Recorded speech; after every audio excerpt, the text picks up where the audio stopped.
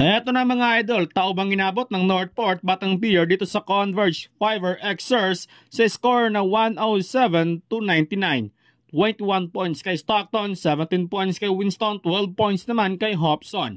Sa Batang Pier naman, 24 points kay Jewish, 21 points kay Tolentino. Nakuha na rin ng Converge ang panalo matapos ang naging komento noon ni Danny Ildefonso sa mga farm team.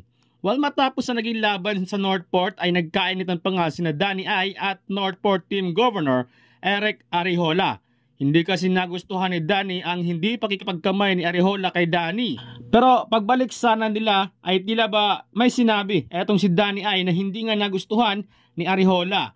Naging mainit kasi ang Northport at ang kampo ni Danny Ildefonso dahil nga dito sa issue sa anak ni Danny Ai na si Dave Ildefonso. Tila ba hindi napakinabangan ng Northport ang kanilang 5th overall pick. Kung hindi sana nagpapaasa itong si Dave Ildefonso, ay posible pang mapili pa ng Northport sina Lemeti or Chongson. Marami ang nagsasabi na masyado kasing maliit ang sahod ng PBA. Well, aware naman doon si Dave dahil maliit naman talaga ang sahod ng PBA. Bakit nagpapadraft pa ito? Ayan tuloy, hindi siya makapaglaro sa ibang liga o ibang team dahil hawak ng Northport ang rights nito. Samantala, nakabawi na nga dito sa NLEX Road Warriors ang San Miguel Beermen matapos nila itong talunin sa score ng 119-114.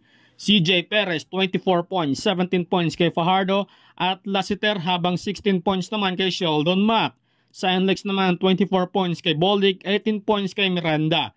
Tila mas malala pa yata kay Jordan Adams ay itong bagong import ng SMB, 16 points at 1 rebound lang at may 3 turnovers pa. Mukhang kailangan yatang ibalik ng SMB itong si Adams, ano? Well, since debut game pa naman ito ni Mac, titingnan natin sa next game.